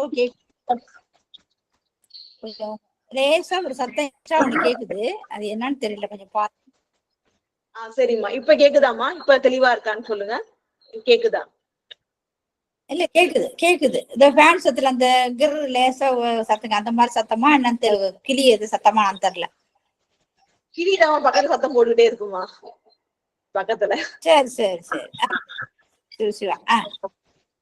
அவங்க வந்து அப்ப அந்த நாட்டு அடியார்கள்லாம் ஓடி போய் வந்து இது மாதிரி விண்ணப்ப சொல்றாங்க, சுந்தரமூர்த்தி நாயனார் பெருமான் எழுந்தருளி வருகின்றான்னு சொன்ன உடனே அது கழறிட்டு அறிவார் இல்லையா? கழறிட்டு அறிவார். அவர் என்ன பண்ணுவாரு, மலர் மாறி போல பொன் மாறி பொழிபவர் இல்லையா? அவர் என்ன கொடுக்குறாருன்னா, இப்படி சொன்னவங்களுக்கு எல்லாம் பொன்னார் கிழியும், கிளி நமக்கே தெரியும், பழைய பழங்கள் எல்லாம் பார்த்திருக்கோம். அரசன் என்ன பண்ணுவான், பொற்கிழி ஒரு துணியில பொற்காசுகளை வந்து முடிச்சு வச்சிருப்பாங்க, அதான் கொடுப்பாங்க சன்மானமா. அது போல இப்படி சொன்னவங்களுக்கு எல்லாம் என்ன பண்றாங்கன்னா பொன்னால் ஆன அந்த பொற்கிழி கொடுக்குறாராம்.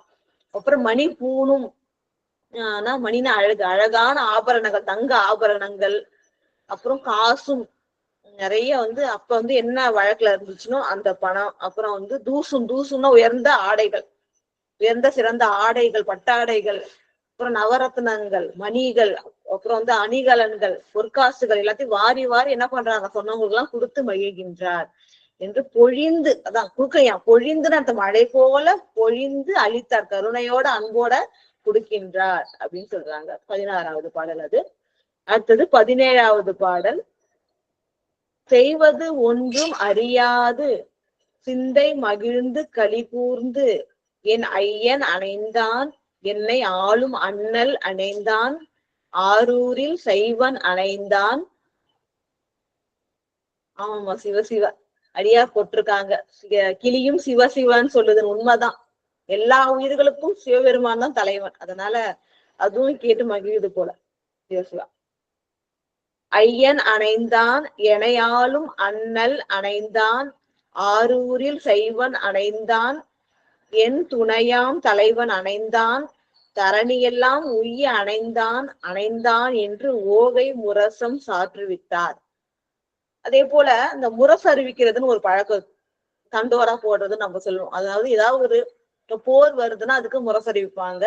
ஒரு விழா ஒரு சிறந்த ஒரு நிகழ்ச்சி நடக்கிறதா இருந்தாலும் முரசறிவித்து அந்த ஊர் மக்களுக்கு எல்லாருக்கும் சொல்லுவாங்க. அப்ப அது போல சுந்தரமூர்த்தி ஏன் முரசு அறிவிக்கிறாங்கன்னா, அந்த ஊர் மக்கள் எல்லாருமே என்ன பண்ணணும், போய் அவரை வரவேற்று வணங்கணும் இல்லையா? ஏன்னா ரொம்ப பெரியவர் அவரு, இல்லாத திருத்தொண்டர், இறைவனாலேயே என்ன பண்றாரு, வலிந்து ஆட்கொள்ளப்பட்ட தொண்டர். அதனால அவருக்கு அந்த பெருமை செய்யணும் அப்படின்னு சொல்லிட்டு என்ன பண்றாரு, இப்ப தண்டோரா போட்டு அந்த முரசம் அறிவித்து எல்லோரும் அவரை வந்து சென்று வரவேற்று வணங்கணும்ன்றதுக்காக அது எப்படி சொல்றாங்க பாருங்க. சுந்தரமூர்த்தி நாயனோட பெருமையை சொல்லி எப்படி சொல்றாங்க பாருங்க.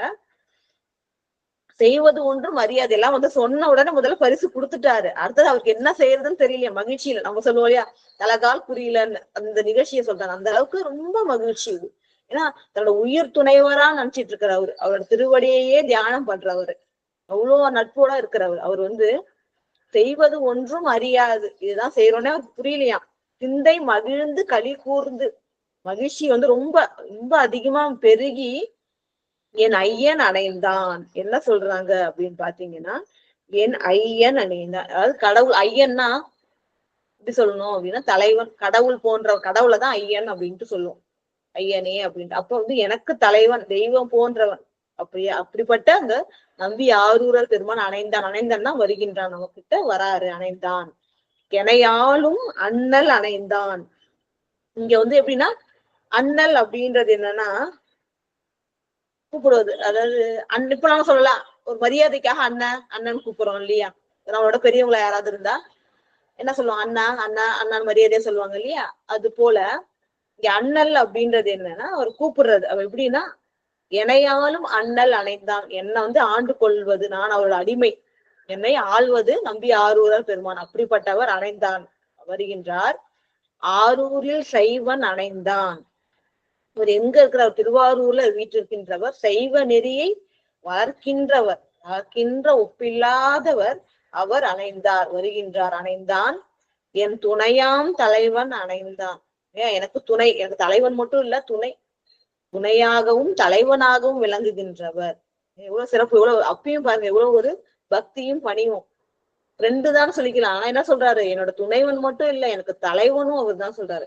எனக்கு துணையாம் தலைவன், துணையாக துணையா இருக்காரு. ஆனா அவர் எனக்கு யாரு? தலைவன், என்னுடைய எஜமானன். அவர் வந்து அணைகின்றார். தரணி எல்லாம் உய்ய அணைந்தான். அவர் தரணி எல்லாம் உய்ய அணைந்தான். அவர் எதுக்கு இந்த உலகத்துக்கு வராரு? மேலோட்டமா பாக்குறவங்களுக்கு என்ன தெரியும்? பெண்கள் மேல ஆசை வச்சாரு அப்படின்ட்டு. ஆனா அப்படி இல்ல. சேக்கிழார் பெருமான் சொல்வார் இல்லையா? மாதவம் செய்த தென் திசை வாழ்ந்திட தீது இல்லா திருத்தொண்ட தொகை தர.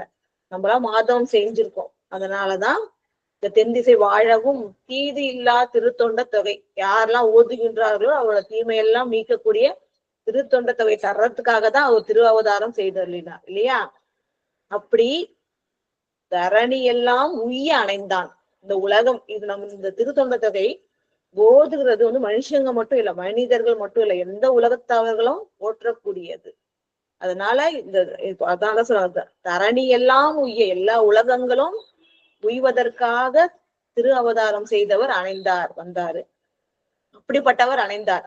இந்த உலகம் உய்வதற்காக திரு அவதாரம் செய்தவர் அவர் வந்து இங்க வரார், அணைந்தான். அதான் அணைந்தான். ஃபர்ஸ்ட் வந்து தரணி எல்லாம் உய்ய அணைந்தான். உலகம் உய்வதற்காக வந்தவர் அணைந்தான், இப்ப வந்து வராரு அப்படின்னு சொல்லிட்டு ஓகை முரசம் சாற்று வித்தார். ஓகை முரசம், அதுலயே ரெண்டு வகை இருக்கு. அதாவது ஏதாவது ஒரு போருக்குன்னா அது ஒரு தனி வகையான முரசம். அது போல ஓகை முரசம்னா மன மகிழ்ச்சிக்காக தெரிவிக்கக்கூடிய அந்த ஓகைன்ற முரசத்தை வந்து அறிவித்து எல்லாரையும் என்ன பண்றாரு? அழைக்கிறார். வந்து வணங்கி அருள் பெறணுன்றதுக்காக எல்லாரையும் அழைக்கிறார்கள். முரசம் சாற்று வித்தார். அடுத்தது 18வது பாடல். பெருகு மதிநூல் அமைச்சர்கள் அழைத்து பெரியோர் எழுந்தருள பொருளில் நகரம் அலங்கரித்து பன்னி பயணம் புறப்படுவித்து அருவி மதமால் யானையினை அணைந்து விசை கொண்டு அரசர் பெரும் தெருவு கழிய எதிர்வந்தார் சேரர் குலம் உய்ந்திட வந்தார். அதாவது பெருகு மதிநூல் அமைச்சர்கள். இந்த அமைச்சர்கள் அப்படின்னா நம்ம கலெக்டர் போல. இப்போ வந்து அரசனுக்கு வந்து இந்த வகையில செயல்படுத்தணும் அப்படின்னு ஆர்டர் மட்டும் தான் போடுவாங்க. ஏதாவது ஒரு நல்ல விஷயம் இப்படி செய்யலான்ட்டு. ஆனா அது எந்த வழிமுறையில செய்யறது, எப்படி சிறப்பா செய்யணும்ன்றது அந்த மாவட்ட ஆட்சியர்களுக்கு தான் தெரியும். அவங்க வந்து அந்த கல்வி அறிவு, சிறந்த கல்வி அறிவு வச்சு அந்த துறைய நடத்துவாங்க. அது போல பெருகு மதிநூல் அமைச்சர்கள், இதெல்லாம் சிறப்பா ஆட்சி செய்யணும் அப்படின்னு சிறப்பா சொல்லப்பட்ட நூல்கள், அதை கற்று உணர்ந்த, மதினா சிறப்பாக கற்று உணர்ந்த, அறிவில் சிறந்த, பெருகும், அந்த அறிவு பெருகிக்கிட்டே இருக்கிற, ஏன்னா இப்போதும் கற்றுக்கொண்டே இருக்கணும், அப்ப நடக்கிறது. அப்ப அது மாதிரி பெருகுகின்ற அந்த அறிவினை உடைய அந்த நூல்களை சிறப்பாக கற்றிருக்கின்ற அமைச்சர்கள்லாம் அழைத்து என்ன சொல்றாங்கன்னா, பெரியோர் எழுந்தருள, பெரியோர் ஆகிய எல்லாருக்கும் பெரியவர் ஆகிய சுந்தரமூர்த்தி நாயனார் பெருமான் எழுந்தருளுகின்றார் அப்படின்னு சொல்லிட்டு பொருளில் நகரம் அலங்கரித்து, பெருமை பொருந்தி அந்த நகரத்தை வந்து ரொம்ப அலங்கரிக்கிறாங்க இல்லையா? அவரை வரவேற்கணும் என்ன பண்ணணும்?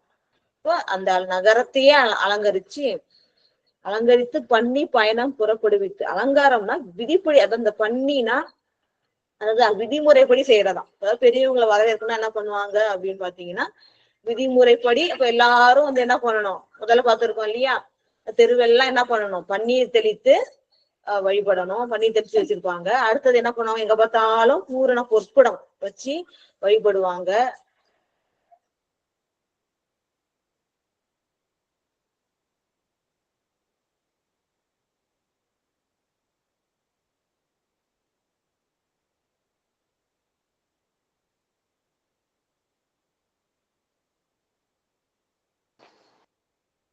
மன்னிக்கணும், ஒரு சிறு தொந்தரவு. அடுத்தது பாத்தீங்கன்னா அந்த நகரத்தை வந்து விதிப்படி அலங்கரிக்கிறது நம்மளே பார்த்திருக்கோம். அடியார் பெருமக்களை எப்படி வந்து அலங்கரிக்கிறார்கள் அப்படின்னு சொல்லிட்டு. இப்ப தெருவெங்கும் பன்னீர் தெளித்து, வாசநீர் தெளித்து அப்படின்னுவாங்க. வாசநீர் தெளித்து தூபங்கள் தீபங்கள்லாம் வச்சு தோரணங்கள் நாட்டி, அதுவும் முத்தால் ஆன தோரணங்கள், பூ மாலைகளால் ஆன தோரணங்கள் நாட்டி அலங்கரிச்சு, தூபம் தீபம் எல்லாம் காட்டி, பொற்குடம் வச்சு, அப்புறம் வந்து பூக்கள்லாம் அவர் தூவி, பொறிகள்லாம் தூவி திருவடி வணங்குவாங்க அப்படின்னு பார்த்திருக்கோம் இல்லையா. அதான் விதிப்படி அலங்காரம் விதிப்படி பண்ணி பயணம் பயணம் போறாங்க அவர் அழைச்சிட்டு வர்றதுக்காக. எது மேல போறாங்கன்னா, அருவி மதமாய் யானையினை அணைந்து, மதம் அதாவது தெரியல, மும்மதம் யானை வந்து மதம் பொழியும், அது அருவி மாதிரி அந்த மதம் பொழிகின்றது. அது போன்ற வீரமுடைய அந்த யானையினை அணைந்து மிசை கொண்டு, அந்த யானை மேல மிசைனா மேல ஏறிக்கிட்டு அரசர் பெரும் தெருவு கழி எதிர் வந்தார். அவர் அழைக்கிறதுக்கு போறாரு. எப்படி அழைச்சிட்டு வர போறாருன்னா, யானை பட்டத்து யானை மேல இவர் ஏறி மதம் அருவி போல பொழிகின்ற யானை மேல ஏறி கொண்டு அழைச்சிட்டு வரத்துக்கு இவர் போறாரு. ஏன் ஒரு யானைன்னா, அந்த யானைக்கு முன்னாடி யானை மேல சுந்தரமூர்த்தி நாயனாரை ஏத்திட்டு அவரை முன்னாடி உட்கார வச்சுட்டு தான் பின்னாடி உட்கார்ந்துட்டு வரணும். அதனால ஒரு யானை தான். அந்த யானை மேல ஏறிக்கொண்டு அரசர் பெரும் தெருவு கழிய, அரசர்கள்லாம் வீதி போவாங்க இல்லையா, ஒரு சில எல்லா வழியிலும் போக மாட்டாங்க, ஒரு சில தெரு வழியா தான் போவாங்க. அந்த தெரு வழியே கடந்து, கழியனா கடந்து எதிர் வந்தார். சுந்தரமூர்த்தி நாயனாரை எதிர்கொண்டு அழைப்பதற்காக வருகின்றார். யாருன்னா, சேரர் குலம் உய்ந்திட வைந்தார். அதான் சேரர் குலம் உய்வதற்காக வந்தவர். ஏன்னா அடியார்களை போற்றுவதை விட சிறந்த செயல் வேற ஒண்ணும் இல்லை. அதனால வந்து செய்பவர்கள் குலமே உய்யும். அதனால சேரர் குலம் செய்த தவம் போன்றவர் இவர். சேரர் குலமே வந்து உய்வதற்காக இவர் வந்து இந்த பணிகளை செய்கின்றார் அப்படின்னு சொல்லிட்டு, அடியார்களை போற்றுறது எவ்வளவு சிறப்பு அப்படின்ட்டு சேக்கிழார் பெருமான் சொல்றாரு. சேரர் குலம் உய்ந்திட வந்தவர் போல ஒப்பில்லாத அடியாரரை எதிர்கொண்டு வரவேற்பதற்காக யானை மேல போறார். 19வது பாடல். மலைநாட்டு எல்லை உள் புகுத வந்த வன்தொண்டரை வரையில் சிலை நாட்டிய வெல்கொடி தானை சேரர் பெருமான் எதிர் சென்று தலைநாள் கமல போது அணைய சரணம் பணிய தாவில் பல கலைநாட்டு அமுத ஆரூர தாமும் தொழுது கலந்தனரா. அவங்களோட அன்பின் பெருமை நமக்கு தெரியும். ஏன்னா பிரியும் போதே பார்த்தோம். பிரியாம உங்களை பிரிஞ்சு நான் என்ன செய்வேன்னு அழுவார் இல்லையா சேரமான் பெருமாள் நாயனார். நான் என்ன செய்யறது நீங்களே சொல்லுங்கன்னு. அத்தகைய அன்பும் நட்பும் கொண்டவர். அந்த அன்பும் நட்பும் இங்க திருப்பியும் வந்து சேக்கிழார் பெருமான் எடுத்து சொல்றார். மலைநாட்டு எல்லை உள் புகுத வன் தொண்டரை. இந்த மலைநாடோட எல்லைக்கு இப்பதான் யார் வராரு? வன் தொண்டர் பெருமான் ஆகிய சுந்தரமூர்த்தி நாயனார் பெருமான் வராரு. வந்த வன் தொண்டரை வரையில் சிலை நாட்டிய வெல்கொடி தானை. வரைன்றது வந்து இங்க இமயமலை. அதாவது என்னன்னா மேருமலைன்னு சொல்றாங்க. அதாவது நீங்க எப்படி வெற்றி பெற்றாங்க அப்படின்னு சொன்னா நம்மளுக்கு தெரியும் இல்லையா. அரசர்கள் வந்து இமயமலையில போய் வெற்றி பெற்று என்ன பண்ணாங்க? தன்னுடைய கொடியை நாட்டினாங்க. அது போல இவர் என்ன பண்றாருன்னா, சேரர் பெருமான் வந்து மேருமலை அங்க அடைந்து என்ன பண்றாராம், அதையும் வெற்றி கொண்டு அங்க இருக்கிற நிலப்பரப்பெல்லாம் வெற்றி கொண்டு என்ன பண்றாராம், தன்னுடைய கொடி, சேரர்களுடைய கொடி என்னன்னு தெரியும் நமக்கு, வில் கொடி. அதுதான் இங்க சொல்றாங்க. என்ன சொல்றாங்கன்னா, வரைனா மலையில் சிலை நாட்டிய, சிலை அப்படின்னு சொன்னா வில், அந்த வில்லாகிய அந்த தன்னோட கொடியை நாட்டிய ஜெயிச்சு அங்க வச்ச வெல்கொடித்தான வெற்றியுடைய படைகளை கொண்ட சேரர் பெருமான். இவரோட வெற்றியோட படையினாலதான் அங்க போய் வெல்ல முடிஞ்சுது. இந்த மாதிரி விற்கொடி ஏந்திய வெற்றியுடைய தன் படையோட உதவியால என்ன பண்ணாரு அவரு, மலைகளையும் இந்த மேருமலையையும் வென்று அங்க தன்னுடைய கொடிய நாட்டியவர் ஆகிய சேரர் பெருமான் எதிர் சென்று, ஏன்னா உள்ளார வரத்துக்கு முன்னாடியே போய் வணங்கணும், அதுதான் மரியாதை. அதனால ஒரு வழியை வரத்துக்கு முன்னாடியே, எல்லைக்கு வரத்துக்கு முன்னாடியே இவர் போய் வணங்குறாரு. எப்படின்னா எதிர் சென்று தலைநாள் கமல போது அணைய சரணம். சுந்தரமூர்த்தி நாயனார் திருவடிகள் எப்படி இருக்கு பாருங்க. தலைநாள் கமலமா, தலைநாள்னா அன்னைக்கு பூத்த தாமரை மலர் எப்படி இருக்கும் பாத்துங்க. சிவந்த தாமரை எப்படி இருந்துச்சுங்க, ஏன்னா நடந்து வந்ததால சிவந்து போயிருக்கும். அதனால அன்று மலர்ந்த அந்த தாமரை போன்று விளங்குதான் அத்தகைய சுந்தரமூர்த்தி நாயனார் பெருமாளுடைய போதுனா மொட்டா மலர்ந்தா கூட திருவடிக்கு இணையா இருக்காது, சொல்ல முடியாது. அப்ப தாமரை மலர்ற பருவத்துல இருக்கிறது தான் வந்து போது. இப்ப மலர்ற மாதிரி இருக்குன்ற அப்ப மலர்ந்து அன்னைக்குதான் வந்து பூத்து மலர்ற மாதிரி இருக்கிற அந்த செம்மையான அந்த தாமரை போன்று சுந்தரமூர்த்தி நாயனார் பெருமான் திருவடிகள் இருக்கு. அத வந்து போது அணைய சரணம் பண்ணி அது போதுன்னா அணையனா அது போல. அப்ப தாமரை மலர் போன்று விளங்குகின்ற சுந்தரமூர்த்தி நாயனார் பெருமானுடைய திருவடிகள் தான் சரணம். அது வந்து திருவடிகளை விழுந்து வணங்கி சரணம் பணிய சுந்தரமூர்த்தி நாயனார் பெருமான் என்ன பண்றார், பார்த்த உடனே சேரமான் பெருமான் நாயனார் திருவடியில விழுந்து வணங்க தாவில் பல கலைநாட்டு அமுத ஆரூர தாமும் தொழுது கலந்தனாரா. அவர் விழுந்து வணங்கினா இவரு என்ன பண்றாருன்னா திருப்பி விழுந்து வணங்கி இருவரும் கட்டி தழுவி கொள்கின்றார்கள். ஏன்னா ரொம்ப அன்புடைய நட்பு கொண்டவர்கள் இல்லையா, அதுதான் தொழுது கலந்தனாரா. தாமும் வந்து என்ன பண்றாரு, அவரை வணங்கி அழைத்து கொண்டு மகிழ்கின்றார்கள். எப்படிப்பட்ட சுந்தரமூர்த்தி நாயனார் பெருமான்னா கலைநாட்டு அமுத ஆரூரன்னு சொல்றாங்க. இந்த கலைநாட்டு அமுத ஆரூரன்றதுக்கு விளக்கமே ஒரு 1/2 மணி நேரம் கொடுக்கலாம், அவ்வளோ ஒரு சிறப்பு பொருந்தியது. இருந்தாலும் நேரம் கருதி சுருக்கமா சொல்றேன். இந்த கலைகள் சொல்றோம் இல்லையா, அது வேதத்தில் உள்ளதுதான். அந்த கலைகள் வேதத்துல இருக்குது கலைகள் நமக்கே தெரியும். அந்த ஆடும் திருவடிதான் எல்லையில்லாத அந்த கலைகள் இருக்கு இல்லையா. இந்த கலைகளுக்குன்னா ஏதோ ஒரு பொருள் இருக்கும் அந்த கலைகளுக்கு. அந்த பொருளோட முடிவு வந்து சிவபெருமானுடைய திருவடிதான். அது என்ன சொல்ல வரேன்னா, வேதத்துல கலைகள் நிறைஞ்சி இருக்கு. ஒவ்வொரு கலைக்கும் ஒரு பொருள் இருக்கும். அந்த கலைகளுடைய பொருள்களுக்கு எல்லாம் எல்லா பொருளுக்கும் எந்த முடிவுனா சிவபெருமானுடைய திருவடிதான் முடிவு அப்படின்னு சொல்றாங்க. அந்த கலைகள் நம்ம எப்படி தெரிஞ்சுக்கிறது, வேதத்தை நம்ம எப்படி கத்துக்க முடியாது, சமஸ்கிருதத்துல இருக்கு. அதுதான் இறைவன் என்ன பண்ணிருக்காங்கன்னா தமிழ் வேதமாக்கிய தேவார திருப்பதிகங்களை அடியார்கள் மூலம் பாட வச்சிருக்காங்க. இப்ப நம்ம திருப்பதிகங்கள்ல கலைகள் மிகுந்து இருக்கு. அப்ப இந்த கலைகளை ஓதுனாலே வேதத்தோட பயன் நமக்கு கிடைக்குது. அதனாலதான் அற்புதங்கள்லாம் நிகழுது. அப்படிப்பட்ட சிறப்பு மிகுந்த சிவபெருமானது திருவடியே பொருளாக கொண்ட இந்த கலைகளோட பொருள்கள்லாம் சிவபெருமான் திருவடியிலே முடிகிறது. அத்தகைய பெருமை பொருந்திய கலைகளை எதுல பாடுறாங்க, திருப்பதிகங்கள்ல வச்சு பாடுறாங்க. அத்தகைய சிறப்புக்குரிய திருப்பதிகங்களை பாடி அருளுகின்றவராகிய சுந்தரமூர்த்தி நாயனார் பெருமான் சொல்றாங்க. திருப்பி சொல்றேன், ஒப்பில்லாத கலைகளோட பெருமைய கலைகள் வந்து வேதத்துல நிரம்பி இருக்கு. அந்த கலைகளை வந்து திருப்பதிகத்துல அடியார் பெருமக்கள் பாடுறாங்க. அது சுந்தரமூர்த்தி நாயனார் பெருமான் பாடுறாருன்ட்டு சேக்கிழார் பெருமான் இங்க பதிவு செய்யறார். கலையை நாட்டுன்னா நாட்டு விக்கின்ற கலையை வந்து திருப்பதிகத்தில் நாட்டு விக்கின்றார், இருக்கிற மாதிரி செய்தார். அது வந்து அந்த திருப்பதிகத்துல நிறைஞ்சிருக்கிற மாதிரி செய்கின்ற அமுத ஆரூரர். அந்த கலைகளை ஓதுறதுனால நமக்கு என்ன கிடைக்கும், அமுதமாகிய பிறவி இல்லா தன்மை கிடைக்கும், அமுதமாகிய சிவபெருமான் கிடைக்கின்றார். அத்தகைய திருப்பதிகங்களை தந்தருளிய ஆரூரர் பெருமான் அவரு என்ன பண்றாரு, வணங்கி மகிழ்ந்து கலந்து நட்போடு மகிழ்கின்றார்கள். 20வது பாடல். சிந்தை மகிழும் சேரலனார் திருவாரூரர் என்னும் இவர்கள் தந்த மேனிகள் வேறாம் எனினும் ஒன்றாம் தன்மையராய் முந்தையும் காதலில் தொழுது முயங்கி முதியர் முதல்வேந்தர் எந்தை பெருமான் திருவாரூர் செல்வம் வினவி இன்புற்றார். இப்ப சிந்தை மகிழும், மனசெல்லாம் மகிழ்ச்சி. நாம் வணங்குகின்ற, அதான் சொன்னால துணையாம் தலைவர், எனக்கு துணையா இருக்கிறார். எல்லா துன்பங்களும் எந்த துன்பமும் அணுகாம என்னை பாதுகாக்கின்றவர், இறைவனுடைய திருவுருள் எனக்கு கிடைக்க அருள் செய்கின்றவர் துணைவர். அது மட்டும் இல்லாம எனக்கு தலைவராகவும் விளங்குகின்றவர் சொன்னார்.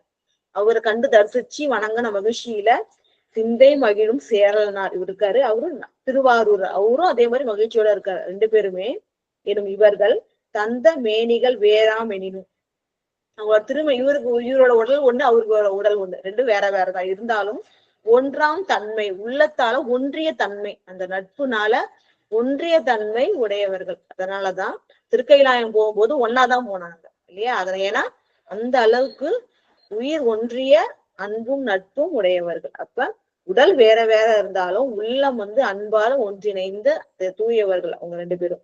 ஒன்றாம் தன்மையராய் முந்தையும் காதலில் தொழுது, 2 பேரும் ஒருத்தவங்க மேல இருக்கிற அன்பினால என்ன பண்றாங்க, முதல்ல பணியணும், அதுதான் முக்கியம்.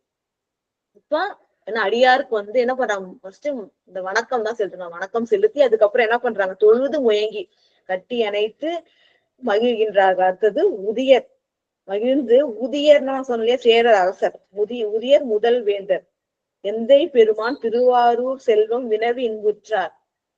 திருவடியை தொழுது வந்து கட்டி அணைத்து மகிழ்ந்து, அதுக்கப்புறம் என்ன சொல்றாங்க, திருவாரூர்ல இருந்தீங்களா ஐயா, எப்படி இருக்கிறீங்க, நல்லா இருக்கீங்களா, இறைவன் அங்க எப்படி இருக்காரு, திருவிழாக்கள் எப்படி நடக்குது, இறைவனை காலாந்தோறும் தரிசிச்சிங்களா, என்ன சிறப்பு நடந்தது அப்படின்னு சொல்லிட்டு திருவாரூர் செல்வம் அப்படின்றது திருவாரூர் செல்வமாகிய சிவபெருமான் பெருமை, அந்த கோயில்ல நடக்கிற விழாக்கள் அதெல்லாம் கேட்டு மகிழ்ந்தார் அப்படின்னு சொல்லிட்டு இவ்வாறு சுந்தரமூர்த்தி நாயனார் பெருமாடு இதுதான் வந்து என்னன்னா சோழ நாட்டை விட்டு வந்துட்டாரு, சேர நாட்டுக்கு வந்திருக்காரு. இதோட இவரு இறைவன் திருவருளால திருக்கையிலாயத்தை அடைய போறாங்க. திருப்பி ஒரு சோழ நாட்டுக்கு வரப்போறது இல்ல.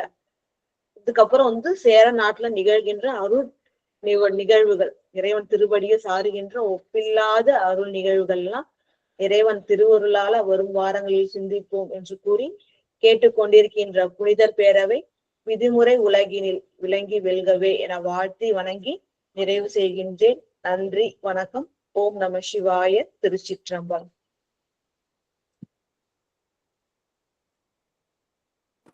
சிவாய நம. திருச்சிற்றம்பலம். அருமைமா. எப்படி சுந்தரமூர்த்தியுடைய வரலாறு அவ்வளவு அழகா எடுத்து கொடுத்தீங்க. அது மாதிரி சேரமான பெருமானுடைய அந்த நட்பு, இருவருடைய நட்பு எடுத்து ரொம்ப எங்களே அந்த மாதிரி கிடைச்சது ரொம்ப சந்தோஷமா இருந்தது, கேட்கறதுக்கு ரொம்ப சந்தோஷமா இருந்தது. இன்னைக்கு முக்கியமா என்ன சொல்லணும்னு நினைச்சேன்னா, நீ அடியார்கள் எப்படி பாருங்களேன், 38 அடியார்கள் இந்த மாதிரி இந்த குடும்பத்துக்கு வந்தது இல்லை. 25, 28 வரைக்கும் 30 கூட வருவாங்க. ஆனா இவ்வளவு அடியார்கள் வந்ததெல்லாம் ரொம்ப ஆச்சரியமான ஒரு விஷயமா இருந்த அடியனுக்கு. பெருமான் தான் கூட்டி வைக்கிறாரு, எல்லாமே பெருமான் கூட்டி வைக்கிறாரு. அந்த வகையில இன்னைக்கு உங்களுடைய கருத்து வந்து இந்த சேரமான் பெருமானும் சுந்தரபுரி எப்படி அவங்க வரவேற்கிறாங்க, அந்த அதை சொன்ன விஷயத்துக்கே அவர் பொண்ணு பொருள் கொடுத்தாராம். எப்படி பெருமான் வர்றாருன்றது அதெல்லாம் என்னவா இருக்கு. ஆனா எந்த அளவுக்கு அவர் மேல ஒரு அன்பும் பற்றும் வச்சிருக்காருன்றதெல்லாம் நம்ம தெரிஞ்சிடலாம். முதல்ல வந்து அந்த ஞானகுரு வந்து எப்படி உபதேசம் பண்றாங்க அதெல்லாம் சொன்னீங்க ரொம்ப சிறப்பா. அந்த உச்சி மேல யோக சாதனை, அது தலைக்கு மேல நினைத்து வழிபாடு செய்வது எப்படி நம்ம கேட்போம் இல்லையா, அந்த சிறப்பெல்லாம் எடுத்து கொடுத்தீங்க ரொம்ப அருமையா. அதுக்கு அடுத்ததாக இந்த எப்படி நம்ம தியானிக்கணும்ன்றது, அந்த பசுபதினா அது என்ன, வீரர்களுக்கெல்லாம் தலைவன்றது, அந்த வார்த்தைக்கு சிறப்பான ஒரு கருத்து. அது மட்டும் இல்லாம இந்த அவினாசியுடைய தலத்தை பத்தி ரொம்ப அழகா எடுத்து கொடுத்தீங்க. அவினாசி எத்தனை முறை போயினாலும் அதெல்லாம் சிறப்பான ஒரு தலம். அந்த தலத்தை எடுத்து கண்முன்னாலே கொண்டு வந்து காமிச்சிங்க. அந்த ஊழி காலத்துல அக்னி தாண்டம் ஆடுவார் இல்லையா, அந்த அக்னி தாண்டம் ஆடக்குள்ள உண்மையில ரொம்ப ஒரு அந்த ரொம்ப அந்த அக்னியா இருக்கத்தானே அம்பாலே பயந்து ஓடிடுவாங்க. அங்க இருக்கிற அந்த தேவர்கள் எல்லாருமே அந்த தாங்க முடியாத அக்னியில தாங்க முடியாத போயிடுவாங்கன்ற அந்த கருத்து. அடுத்ததாக வந்து அந்த பாடலுடைய சிறப்பு, 1வது பாடலும் ரொம்ப அழகா சொன்னீங்க. ஏற்றா மறைக்கேன் அப்படின்ற பாடலு, உலகின்ற உபதேசம் அப்படின்ற அந்த ஞானகுரு உபதேசத்தெல்லாம் வந்து அந்த பாட்டுல வந்து ரொம்ப அழகா எடுத்து கொடுத்தீங்க. 4வது பாடல உரைப்பார் என்ற வரி, அந்த ஞானகுரு அதையும் அந்த பாடலை எடுத்து கொடுத்தீங்க. ரொம்ப நல்லா இருந்தது. 2 பாடலுமே ரொம்ப சிறப்பான ஒரு கருத்து அடியனுக்கு கிடைச்சது. அதுக்கப்புறம் என்ன பண்றாரு பெருமான் வந்து அந்த என்ன சொல்றது, பெருமான் போய் அவினாசில வந்து அந்த குழந்தைய வர சொல்றாரு. அந்த குளத்து எந்த இடம் அப்படின்னா அந்த குளத்துல கொண்டு காட்டுதும். அது எப்படி சொன்னீங்க பாருங்க, அந்த சைவ ஒழுக்கம்னு சொன்னீங்க இல்லையா, அந்த சேவடி கீழே வந்து சைவ ஒழுக்கத்தோட அந்த விழுந்து வணங்கினாங்க. அப்ப அவர் பெருமான் வந்து அந்த குழந்தைய மீட்டு எடுத்து கொடுத்ததும் இவங்க எப்படி விழுந்து வணங்கினாங்கன்னா, அது இது உள்ள உருகிதான். இதெல்லாம் வந்து நடக்க முடியாத காரியம் அப்படின்றதெல்லாம் நம்ம சொல்லுவோம். இதெல்லாம் அந்த நாயன்மார் வரலாம் உண்மைதானா அப்படின்னு ஒரு அடியார் கேட்டாங்க. ஏங்க நம்பிக்கை வைக்கணுங்க, எப்பயுமே எல்லாமே சொன்ன நான் எழுதி வச்சதெல்லாம் சேக்கிழ பெருமானுடைய வரலாறு என்ன பொய்யா, என்னங்க இந்த மாதிரி கேள்வி எல்லாம் கேக்குறீங்க அப்படின்னு நான் அவங்ககிட்ட, என்னங்க இதெல்லாம் உண்மையா அப்படின்னு கேட்டாங்க. இதெல்லாம் உண்மையான நடந்த சம்பவம் தான்மா சேக்கிழ பெருமான். அது மட்டும் இல்லாம ஒவ்வொரு திருத்தலத்திலையும் போனாராம். ஒவ்வொரு திருத்தலத்திலையும் போய் அந்த பெரிய புராணத்தை எழுதுறாரு. அந்த நாயன்மார்களுடைய வரலாறு எல்லாம் அங்க போய் அந்த ஊர்ல அவர் எந்த இடத்துல பிறந்தாங்க அந்த வரலாற்று சான்றிதழோட அவர் எடுத்து எழுதியிருக்கிறார். இதெல்லாம் நான் சொல்லக்குள்ள குழந்தை உண்மையான வந்துச்சா அப்படின்னா, ஆமாங்க அதெல்லாம் ஒரு தியானம் யோக நிலையில தான் அதெல்லாம் செய்ய முடியும். அப்ப அந்த குழந்தை மீட்டு எடுத்து கொடுத்ததும் அவங்க எல்லாம் எப்படி நம்பியாரோட சேவடி கீழே அந்த சைவ ஒழுக்கம்னு சொன்னீங்க இல்லையா, ரொம்ப சிறப்பு. அந்த மாதிரிதான் நாமளும் இருக்கோம். சைவ ஒழுக்கம், சைவம் செய்வோம்னு சொல்லிக்கிறது தான் அந்த ஒழுக்கத்துல இருக்கு. சைவம்னா என்னன்னா நம்ம தெரியாம இருக்கு. என்னன்னா புலால் உண்ணாம இருப்பது சைவம்ன்றோம், அது தவறு. சைவம்னா நம்ம அறவழியில இருக்கணும்ன்ற கருத்து வந்து சிறப்பான ஒரு கருத்து. அந்த அந்த மறையவனா அவங்கள வந்து விழுந்து வணங்கினாங்க. அப்போதான் தேவலோகத்தெல்லாம் அந்த மலர்கள் பொழுது அவங்கள அந்த மலர்கள் பொழுது அவங்க ஆசீர்வாதம் படுறதுலாம் ரொம்ப சிறப்பான கருத்துக்கலாம். அடுத்தது வந்து கேள்வி கேட்டீங்க. நான் ஒரு கூட கேள்வி கேட்கணும்னு நினைச்சேன். இந்த பாடல 13வது உத்தரியம் சொன்னீங்கல்ல, உத்தரியம்னா என்னதுன்னா மேலாடைமா. அந்த காலம் சட்டை போட மாட்டாங்க, மேலாடை வெள்ளைய அனுப்பிப்பாங்க. அந்த உத்திரியம் தான் மேலாடை. அதை எடுத்து மேல அப்படி தூக்கி தூக்கி போட்டு ஆரவாரம் செய்வாங்கல்ல, அது போல அந்த உத்திரியத்தை மேல ஏற விட்டு ஆர்த்தார்கள், சந்தோஷப்பட்டாங்க, அந்த மகிழ்ச்சியை அந்த மகிழ்ச்சி தான். ஆமா, அந்த அந்தனர்கள்லாம் அனைவரும் தம் மேல இருக்கிற ஆடைய நான் உத்தரியம் தான் படிச்சேன். அந்த துண்டு மாதிரி போட்டிருப்பாங்கல்லம்மா, அத தூக்கி அப்படியே சொல்றது, இந்த உந்தி பருவத்துக்கு பண்ற மாதிரி சொல்லிட்டு இது பண்ணுவோம்னு நினைக்கிறேன். சிறப்பு சிறப்புமா. அந்த வேத ஒடியை எழுதுதான் அவங்கெல்லாம் அந்த அந்தனர்கள்லாம் அந்த வேத ஒடியோட அந்த அந்த வேகமா பாடி ஆரவாரம் செஞ்சிருக்கெல்லாம் எடுத்து கொடுத்தீங்க, ரொம்ப சிறப்பா இருந்தது.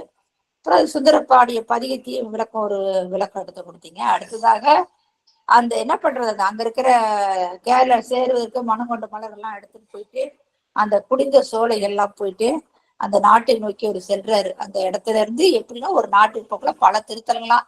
நம்ம யாத்திரை போறோம்னா அந்த குறிப்பா ஒரு தலம் மட்டும் போக மாட்டோம், அங்க இருக்கிற மற்ற தலங்களை எல்லாம் வணங்கிதான் அடுத்த தலத்துக்கு போக முடியும். அந்த மாதிரி நீங்க சொன்னது அது சேரமானுடைய தலத்துக்கு போகல மற்ற பதிகங்களை மற்ற தலங்களை எல்லாம் போய் சென்று அங்க சேர்றாரு.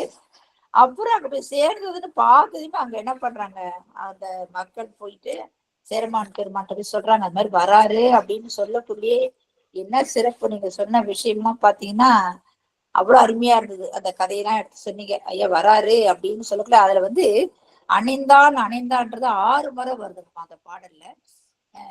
17வது பாடல்ல அதுல பாத்தீங்களா, அந்த 6 முறை அந்த அணைந்தான்ற வரி அதுல வருது.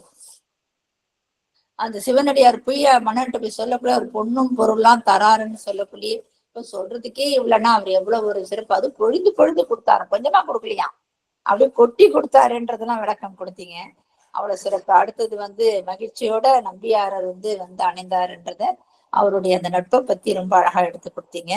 அதுக்கப்புறம் நகரத்தெல்லாம் அலங்கரித்தெல்லாம் அவங்க எப்படிலாம் வரவேற்கணும், ஒரு அடியாரை எப்படி வரவேற்கணும் அப்படின்ற கருத்து ரொம்ப சிறப்பா. அதாவது ஊரை மட்டும் அலங்காரம் பண்றது இல்ல, அவங்களாம் அந்த கும்பத்தை வச்சு அவங்களாம் எப்படிலாம் வரவேற்கணும் அப்படின்ற அந்த வரவேற்பு முறையை நம்ம அடியாரெல்லாம் ஒவ்வொன்றும் தெரிஞ்சுக்க வேண்டிய விஷயம். ஒருத்தர் எப்படி நம்ம அடியார் நம்மள வராங்களோ அவங்க எல்லாம் எப்படிலாம் நம்ம வரவேற்கணும்ன்ற அந்த கருத்தையும் அதுல சேர்த்து சொன்னீங்க, ரொம்ப சிறப்பா இருந்ததுமா. அந்த கலைகள் எடுத்து சொன்னீங்க, அந்த கலை ரொம்ப சிறப்பு. கலைகள்னா வேதத்தில் கலைகள் நிறைய நிரம்புது, எல்லாமே என்னது சிவபெருமான் திருவடியில தான், எல்லாம் அவரால வந்ததுதான். அந்த திருப்பதிகள்லாம் ஓதிய திருவாசகம், இந்த திருப்பதிகள்லாம் ஓடு அந்த கலையெல்லாம் அதுலயே அடங்கி இருக்குன்ற அந்த விளக்கமும் எடுத்து சிறப்பா கொடுத்தீங்கம்மா, ரொம்ப நல்லா இருந்தது. எல்லா பாடலுமே நீங்க சொன்ன கருத்து எல்லாமே அடியனுக்கு எளிமையாவும் ரொம்ப அழகாவும் இருந்தது. நன்றிங்கம்மா. ஒவ்வொரு முறையும் நீங்க சொல்லக்குள்ள ஏதாவது ஒண்ணு நாங்க தெரிஞ்சுதான் இருக்கிறோம். அந்த திருவாரூருடைய சிறப்பையும் சொன்னீங்க. அந்த சிறப்பெல்லாம் கேட்கிறாராம் பெருமான், சேரமான் பெருமான் திருவாரூர் பத்தி சொல்லவா வேணும், அந்த அளவுக்கு சிறப்பு நிறைந்த திருவாரூர், மதுரை, திருவையாறு, இந்த மாதிரி பெரிய பெரிய தலங்கள்லாம் அவ்வளவு சிறப்பு. உத்தரகோசமங்கை, திருப்பெருந்துறை, சிதம்பரம், அப்படின்னா அந்த தலத்தை பத்தி பெருமையெல்லாம் சொல்லிக்கிட்டே போலாம். அது மாதிரி சொல்ல முடியாத விஷயங்கள்லாம் அதுல இருக்கு நிறைய. அந்த கருத்தெல்லாம் எடுத்து கொடுத்தீங்கம்மா, நன்றிகளை தெரிவித்துக் கொள்கிறேன். சிவாய நம்ம திருச்சிட்டேன். ஆனா வேகமா போற மாதிரி ஐயோ எது 25 பாட்டு முடிஞ்சிச்சா, இன்னும் 25 பாட்டு தான் இருக்கு, சீக்கிரம் போயிடுவாங்க போட்டிருக்காப்பா, நான் இன்னும் 4 வரும் அப்படின்னு நினைச்சேன். ரொம்ப சிறப்புமா, நன்றி நன்றி. சிவாய வாழ்த்து பாடல் யாரா வாழ்த்து பாடல் பாடலாமே. விமலா தேவியம்மா வான்மிகில் வளாத பெய்க பாடு. சரி, அடியனே பாடிடலாமா. வான்மிகில் வளாது பெய்க மலி வளம் சுரக்க மன்னன் கோன்முறை அரசு செய்க குறைவிலாது உயிர்கள் வாழ்க நான்மறை அறங்கள் ஓங்க நல்தவம் வேள்வி மல்க மேன்மை கொடு சைவ நீதி விளங்குக உலகம் எல்லாம் மேன்மை கொடு சைவ நீதி விளங்குக உலகமெல்லாம் ஆறிரு தடந்தோன் வாழ்க அருமுகம் வாழ்க வெற்பை ஒரு செய் தனிவேல் வாழ்க, குடம் வாழ்க செவ்வேல். ஏறிய மங்கை வாழ்க, யானை தன் அணங்கு வாழ்க, மாறிலா வள்ளி வாழ்க, வாழ்க சீரடியார் எல்லாம். மாறிலா வள்ளி வாழ்க, வாழ்க சீரடியார் எல்லாம். திருச்சிற்றம்பலம். சிவாய நம. சிவாய நம. அவங்க எப்படி அடுத்த நிலைக்கு கைலாயம் போறாங்களோ 2 பேரும் சேர்ந்து, எனக்கு உண்மையிலே அதை கேட்கக்கூடிய எனக்கு ஒரு கண்ணீர் தான்